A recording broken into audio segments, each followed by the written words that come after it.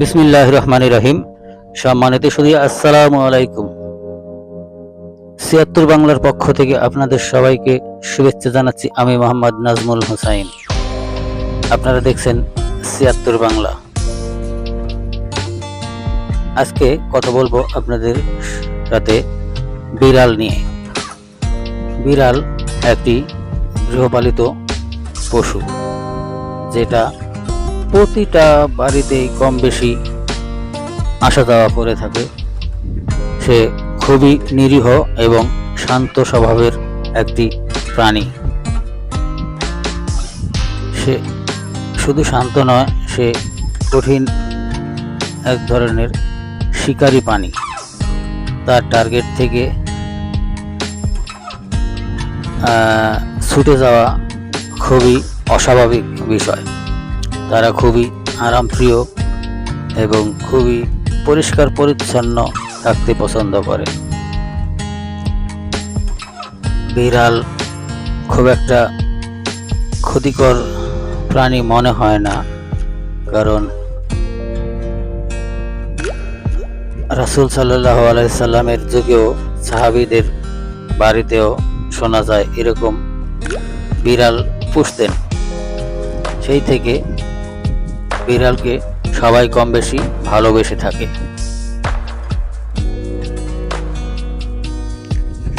আপনারা দেখছেন শান্ত প্রকৃতির দুটো বিড়াল ছানা একে অপরের সাথে খুবই অঙ্গাঙ্গি ভাবে শুয়ে আছে। সে দেখছে কে কি করছে, বেশ তাকিয়ে আছে ক্যামেরার দিকে। এই ভিডিওটি ধারণ করা হয়েছিল অন্ধকার রাত্রিতে, যার কারণে ভিডিওটা খুব একটা সুবিধাজনক হয়নি। তাই সবার প্রতি দুঃখ প্রকাশ করছি ভিডিওটি অস্পষ্ট হওয়ার কারণে। আপনারা দেখছেন ৭৬ বাংলা। ৭৬ বাংলা ইউটিউব এবং ফেসবুক। যারা নতুন দর্শক ফেসবুক থেকে দেখলে পেজটি ফলো দিয়ে রাখবেন, আর ইউটিউব থেকে যারা দেখছেন চ্যানেলটি সাবস্ক্রাইব করে রাখবেন।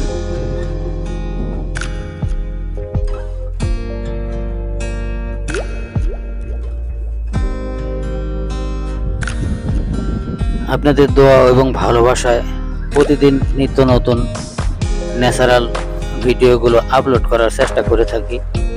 আপনাদের সহযোগিতা এবং উৎসাহ পেলে ভবিষ্যতে আরও ভালো ভালো উন্নত মানের ঐতিহাসিক বিভিন্ন ধরনের ভিডিওগুলো আপলোড করার চেষ্টা করব। আশা করি আপনারা পাশেই থাকবেন।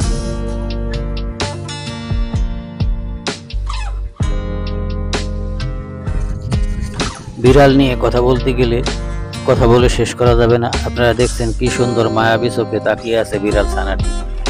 সে খুবই শান্ত স্বভাবের কিন্তু শিকারী প্রাণী।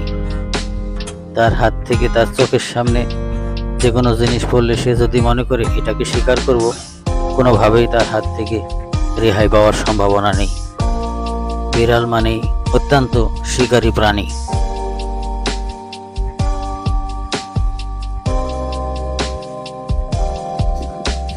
আগের দিনে মানুষ বিড়ালকে বলতো বাঘের মাসি। সে নাকি বাঘের মাসি। আবার কোনো কোনো কথা আছে বাঘের নাকের ভিতর থেকে বিড়ালের জন্ম। এগুলো সব কল্পকাহিনী, এর কোনো দলিলপত্র নাই। এই সমস্ত যুক্তির কোনো যৌক্তিকতা নেই। এগুলা শুধুমাত্র কথার কথা। এই জন্যই বলে থাকে, কারণ বিড়াল যখন হাঁটবে আপনার কানের কাছ দিয়েও যদি হেঁটে যায় আপনি শব্দ পাবেন না। এতটাই সফট এবং নরম তাদের পায়ের তলায়, কোনো শব্দ হবে না। আর শিকারি ধরার সময় যখন আক্রমণ করে, শিকারিও কিছুই বুঝতে পারবে না, বুঝে ওঠার আগেই শিকার হয়ে যায়। ঠিক বাঘও একই অবস্থা, বাঘের পায়ের তলাও একই অবস্থা। বাঘ যখন কানের গোড়া একবারে শিকারের কাছাকাছি চলে আসবে, তাও শিকার জানতেই পারবে না, বুঝতেই পারবে না। এই একই অবস্থা। বিড়াল এবং বাঘ দুইজনের অনেকটা মিল আছে। দুটাই শিকারী প্রাণী, দুটাই খুবই হিংস্র প্রাণী, কিন্তু বিড়ালটা গৃহপালিত পশু। এই হয়েছে পার্থক্য।